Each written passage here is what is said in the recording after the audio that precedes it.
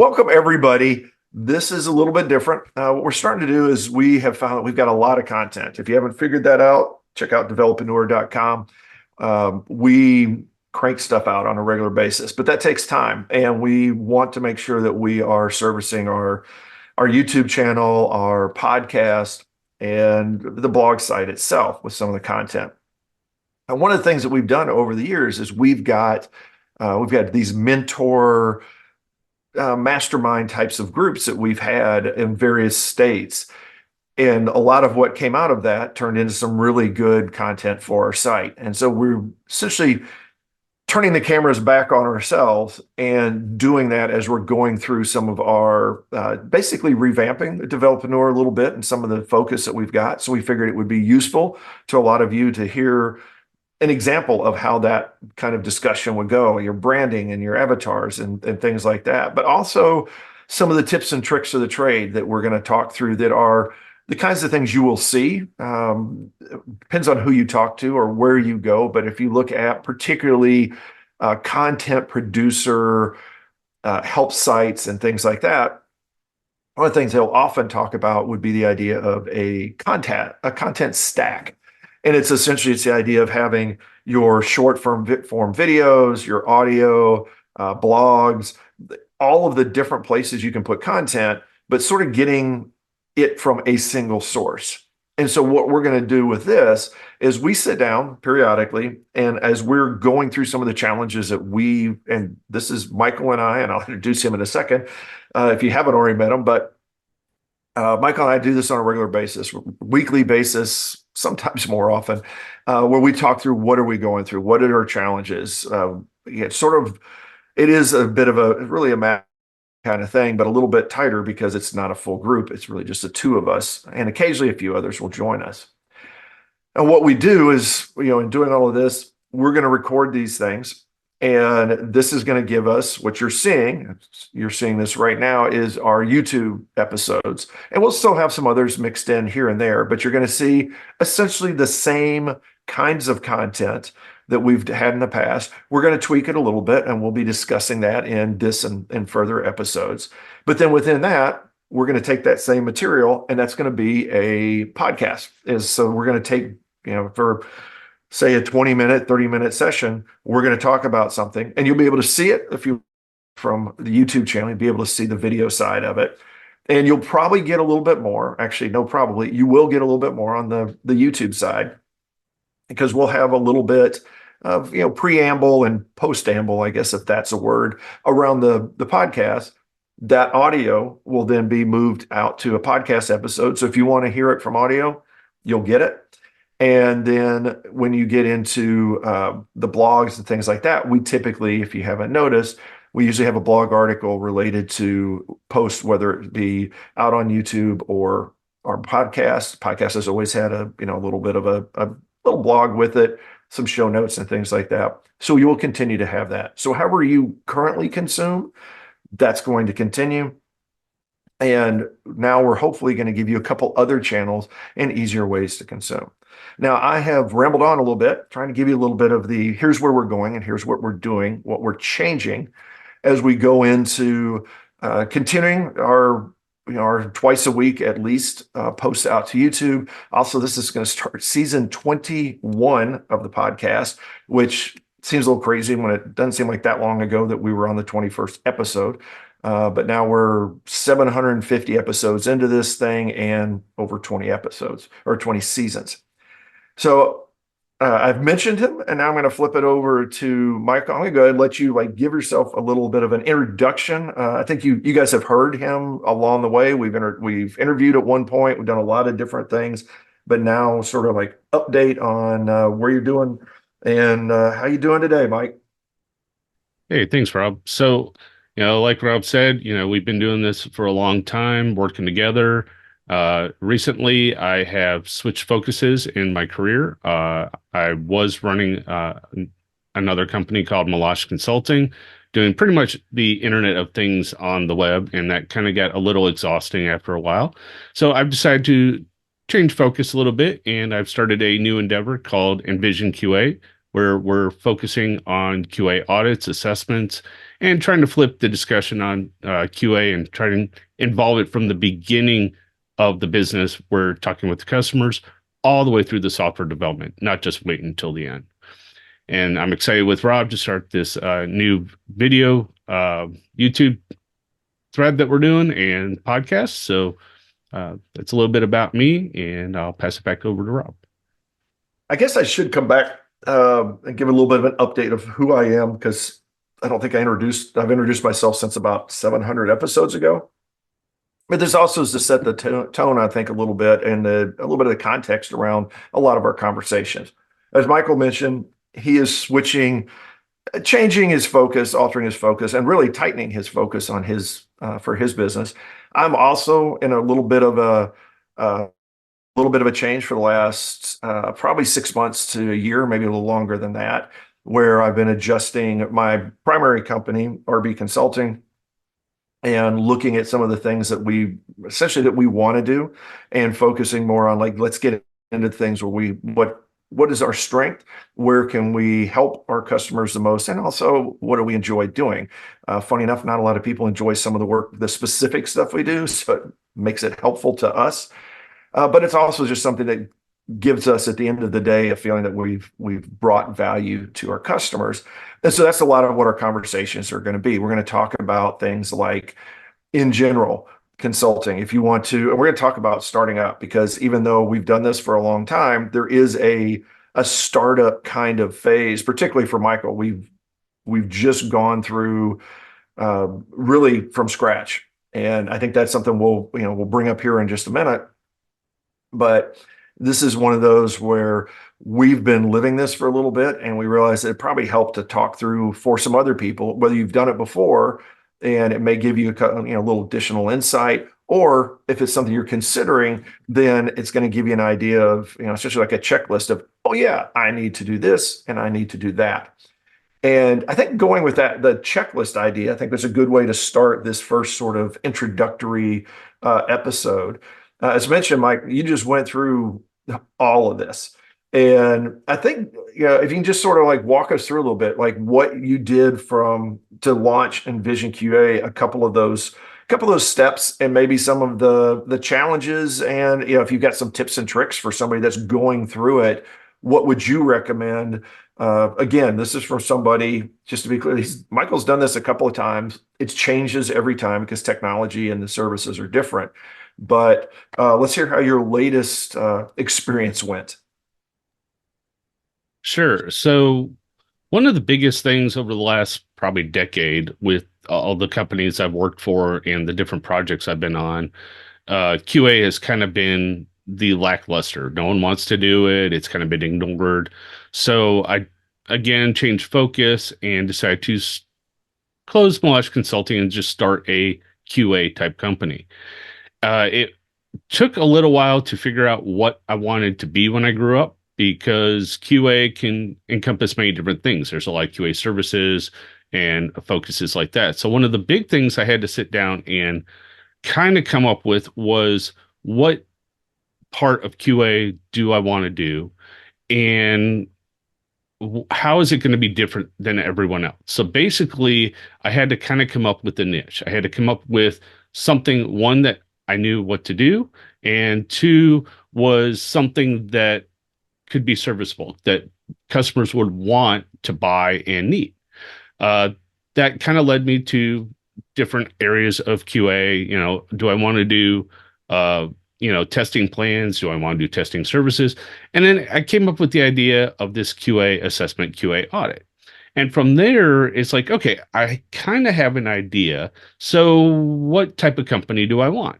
So I kind of basically got to the point where I kind of had a mission statement or some type of vision.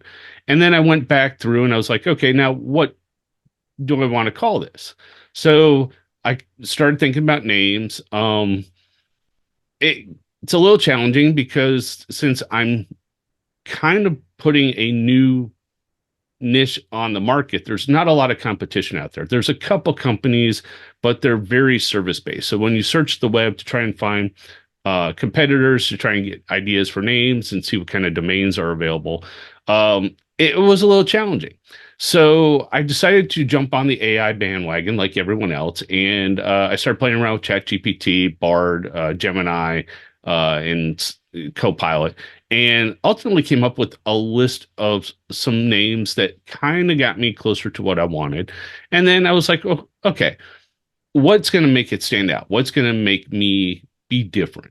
And I kept thinking about it. And it's like, well, since I want to focus on QA assessments and QA audits, I was like, well, why not Envision QA? I want to change the mindset of a company around QA. So that's where I came up with the Envision QA. From there, I moved into branding. I went on 99 Designs because we've used them before in the past. And went through an interesting process of about 3 weeks of trying to figure out different designs and brandings. And then from there, once I had the branding, I spun up a web page. I bought the domain name, got my email, and then immediately turned around and signed up for an LLC, my S corp, the EIN. And since I'm in the state of Tennessee, we now have to do something called a BOI. So I signed up for that as well. And at where I'm at today, I started all this in January. So literally, we are now 2 months into the year. I've got almost everything up, and I decided to join a co-starter class through my local chamber and co-op, and meeting and networking with local businesses to try and refine my business idea and also get my tech speech back down to the uh, lower it down so I can talk to anyone within a company, not just technical people. There is, it's funny if somebody's taking notes, they're probably like feverishly going through that. If they're like, what do I need to do? There are there are tons of little things that came in there. But the interesting thing I think is, and it's been a challenge that we've talked about over the years, is that while we are technologists, we are, hands-on keyboard kind of people. I mean, we can design stuff and we do that, but it's like, push comes to shove, we're the ones that are designing solutions and then implementing solutions. We are not in marketing, we're not in sales, we're not in that kind of stuff. And yet here you've got a very much a IT service product company, and there's almost nothing that you've done that is related to that in the first 2 months. Is you've got the regulatory stuff, which I think is something that anybody that's starting needs to look into. Is like, what does your organization need to look like? Is it an LLC? Does it need to be a corporation, whether it's an S corp or a C corp?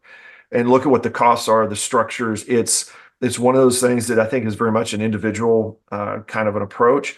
I highly recommend doing one of those. You can be a sole proprietorship and just sort of like just make it a side hustle kind of thing. But I think, as we've both seen in the past, it's just so much easier and cleaner to have that separate bank account, that separate business, that separate everything. So the business is its own entity. Even if it's an LLC, you can keep that separate. You can track everything. So at the end of the year, you can give your personal shoebox of receipts to an accountant, and then your business shoebox of receipts to an accountant, and get your taxes done at the end of the year. Now, one of the things, sort of as sort of a wrap up just in this one, was spend a little bit more time on the 99 Designs, which is 99designs.com if anybody wants to go check that out. And also Envision QA does exist, envisionqa.com. So you can go check out the results, the fruits of his labors. But let's talk a little bit more about that process. What was the 99 Designs process like, and figuring out your logo and all of those kinds of things? So that was kind of an interesting endeavor. You had gone through it before with Developreneur and had such a good result with it that you did RB Consulting. And I really liked what came out of that. So instead of kind of going around and trying new things out there, I just jumped in right to 99 Designs, which interestingly enough, I found out that I guess they were either bought or they're now tied to Vistaprint. So it just long story short, it made getting the business cards, the t-shirts, and all the swag at the end so simple. It was a very cool process now. But the process of going through figuring out your brand, figuring out your design, if you really have no idea what you want, it can be daunting. Um, Once I came up with the name and kind of the mission statement, I was able to put that out there. And then I took the chance because 99 Designs gives you the option to, I guess, go through your first round and get your money back. If you don't like any of the designs, you can click the option and you can get your money back. I went ahead and said no to that, which kind of moves you up a tier and gets you some higher level designers. And within probably the first 4 or 5 hours, I got a couple quick designs, and I'm like, hmm, didn't really like them, but it started making me think, okay, what do people think of when they hear my company name? So some took the Envision part and started doing eyeballs or some type of eye design with the QA. And I was like, okay, well, that's an interesting take. I would not perceive people to take Envision and think eye company or eyeball. So that was kind of an interesting process to kind of get like designers or people that aren't in tech looking at least a company name and saying, what type of company is this? Which for branding and logo design, I find is very intrinsic. They're really tied together, which is something I didn't think about when choosing the name. And as I started going through the process, some designers gave me some just off the wall designs. But then once after like 3 or 4 days, it got down to okay, I started seeing a pattern of things that I liked. So then I started choosing those, filtering them out. They give you an like a star system, so you can go 0 to 2 is like low quality. You can do 3 to 4 or 3 to 5 as like good quality. So you can kind of filter out the good and the bad. And then you can then communicate back and forth with the designers to tweak the design a little bit to kind of get it to where you like. And it ended up taking me the whole time to figure that out because really at the start, I really had no idea what I wanted, which is why I went with 99 Designs because I had heard a lot of good things about them where the designers can come up with something from nothing and it kind of helps you envision where your end product wants to be. And then once I got to the end product, there was a couple of tweaks at the end. I got a very nice branding document out of it. I got a wonderful logo, and I've been able to throw up some T-shirts, some polo shirts, some logos, business cards, and all that. The whole process probably costed me with all the swag, probably about $600-700. So if you think about going through 99 designs, the initial branding process probably will cost you about $500. And then you're going to need business cards, things like that. So figure about another 150 tacked onto that. So figure about $650 if you want to go through them. Now, if I wanted to go through a marketing company, my local marketing company was going to cost me a couple $1,000s to go through them. So just kind of an apples to apples comparison on something like that. Yeah, I think you brought up a good point. And I found this, which was actually very interesting when I did we went through the development process, but also when I revamped RB Consulting and its logo. I guess I should say it's rb-sns.com. You can go check that out and you can see, and of course, developreneur.com, develpreneur. You can also see it in the backgrounds there. Both of these situations is I think I didn't go in completely blank. And it was basically because that initial interview process that they do in 99 Designs, where they sort of say, what do you like? What don't you like?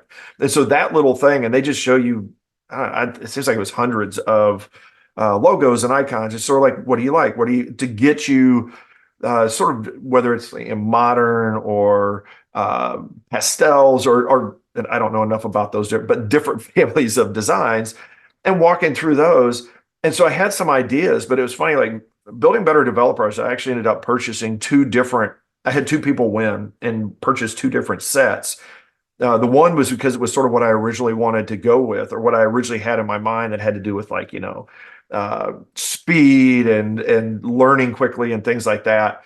But then ended up with the ones that we've got because they were just more they're just like, it was more direct, it was simple, it was more iconic in a sense. And particularly when we're thinking about things like a podcast page, having that podcast logo and some of those things, it just worked better.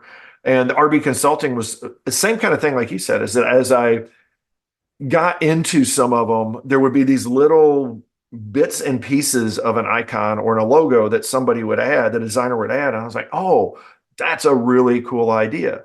For example, like I've got now, if you look at the RB logo, it's basically within like a gear within it. That was something that was never a thought, but then somebody had something like that on a logo, and then we eventually, talked my way through with the designers getting to that piece. So it's a learning. I think it's a great learning process just to go through that. And yes, if you go with a marketing company of some sort, you're probably going to get more than just going through that process. However, it's a good deal more expensive. It's particularly if you're just doing a sort of startup kind of thing. This is still, I think it's one of those. This comes down to it's one of those processes. I think I recommend anybody that has an entrepreneurial itch at all go through it just to see what it's like. It's think of it as more like paying for education as opposed to an icon, but it's worth it to have an icon and a logo, even if you are just you. I think we've gone through that. We've talked about this before, and that was one of the things that I think that you learned is that you went through and built something for Meloche Consulting that you had. It was definitely a look that was distinct to it. But I think you got a lot more out of this process and getting some feedback so that now I think you've got something I would say that you're much happier, but I don't want to, speak for you. So what do you think about it? Like, having gone through it twice, once without and once with, what are your thoughts on that? So luckily, the first time I went through it with Meloche Consulting, I was able to outsource that to my wife and daughter. Uh, so I am craftsy and artsy to a point, but when it comes to actually designing things, I'm a lost cause. So it was very stressful, very daunting. Um, but my wife had some free time, and my daughter was very good at arts and crafts, and so we kind of bounced some ideas around. And actually, what was interesting about the Meloche Consulting logo that we ultimately came up with was there was a binary stream of numbers behind the logo. Well, that binary stream was actually Meloche Consulting in binary. And then we put the logo on top of that. So it was kind of an inside joke, but it was also very much me. So I really liked that logo. But this time around, I wanted something a little more brand-ish that people would recognize and it would stand out. Also, my old logo at the time, not thinking about like swag or hats or anything, you could not put that on a t-shirt with a heat print or print or with thread. It really would not work. In fact, even with the new design, there was some things I ran into with that where certain letters in the current font get cut off if they try to stitch it. So I actually have to make a slight edit to the logo to separate the letters slightly, and then I'm going to try again with stitching. But right now it works for heat print. It looks really good. Business cards look great. So I'm pretty happy with it.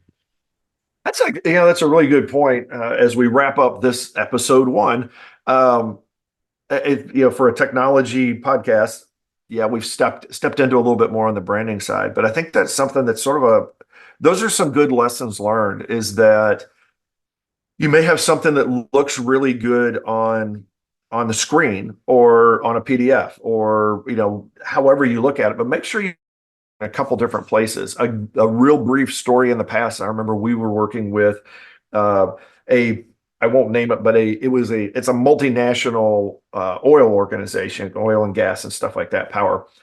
And their logo we had on a site we were doing for them, or it was their logo and their corporate colors. And this was many years ago. We had these like lower quality, monitors. They were a little bit, everything was a little bit like fuzzier and colors were all muted.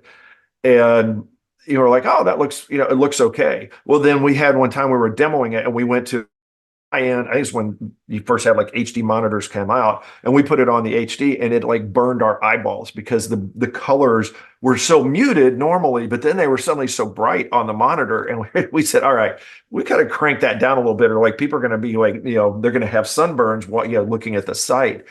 So that's that's just sort of like that kind of thing is like, I don't think we always think about it, but it is much like testing in general, where it's like, you want to test if you're building, like, say, a mobile app in particular, you got to test it on Apple, you got to test it on different versions of like iPhones and tablets. And if it's Android, it's all the different Android things and the different versions. And we need to do that with our logos as well. And that's the same thing. Like, I think you sort of touched on is it's like the technical crowd that may see it, but also our customers in particular. How are they going to view it? And then people that maybe don't have the same mindset as we do, and need to make sure that they see it the right way, or they get the things that we want out of the logo. They get that same, we'll call it that warm and fuzzy, these guys look like somebody I want to work with kind of feeling for it. Any last thoughts from you? The only thing I would like to end on is, so if you've gone through what we've discussed today and have actually gone through and signed up your business, you have your business name, you have your domain, you're ready to basically go out and put your website up, take your branding and put yourself out there. Check out our Launch an Internet Business video series on YouTube and on the site, because we've actually walked through that process. And me and Rob have actually both gone through it again recently, since I had to spin up a new website. And we found that everything we have out there is still relevant and still works. So please check it out as well. Rob, I don't know if you have it offhand, but it is on YouTube. So please check out our YouTube channel there. Yeah, it's definitely, if you go out there, I can't remember all the channels we've got now, but there is a Launch Your Internet Business channel. There is also, if you go to developreneur.com, you can actually sign up. We still have that page out there that I think it's one of the primary menu items, options. You can go in there, and actually it was originally set up as an email, sort of a drip campaign. So if you want to do it, set it up. I believe it's a 21-day process. It's 14 or 21. I think it's 21-day process. And it's basically 15 minutes a day, a little more early on because you have to wait for Amazon registration and some things like that. But it walks you from zero to a website, to having your website. I think we cover HTTPS, so you've got all the things you need there. It's a WordPress site. It's walking through some of the selecting your themes and some of those kinds of things. So if you're not technical and you're thinking about, hey, I want to try this out, or if your technical skills are not in server side stuff, like going in and firing up a Linux machine or a virtual machine and running Linux and running stuff that's not on Windows or Mac, this is very helpful. There's a lot of little pieces. It's definitely an introductory kind of thing, but it does hit all of the key bases. And then it's something where you will find in a lot of this, you can go back through our site and through others, you can sort of advance those skills because that was sort of launching points for several things we've done over the years. So welcome. Thank you for joining us for episode 1 as we've gotten into this, as we launch into our new season. For those of you who are listening, you can always check us out on our YouTube channel. For those of you on our YouTube channel, you can check us out wherever you get podcasts. We're going to have this as well. And we're just going to keep chugging along. And as always, feel free to shoot us any recommendations, questions. You can leave comments, but also you can shoot something to info@developreneur.com and let us know if you have recommendations or questions about topics you want us to discuss, because we are more than happy to do so. Because otherwise, we're just going to sort of like go over whatever it is that we hit that week and sort of like a problem of the week, and we'll see where it goes. But that wraps this one up. Thank you so much for your time. And as always, go out there and have yourself a great day, a great week, and we will talk to you next time.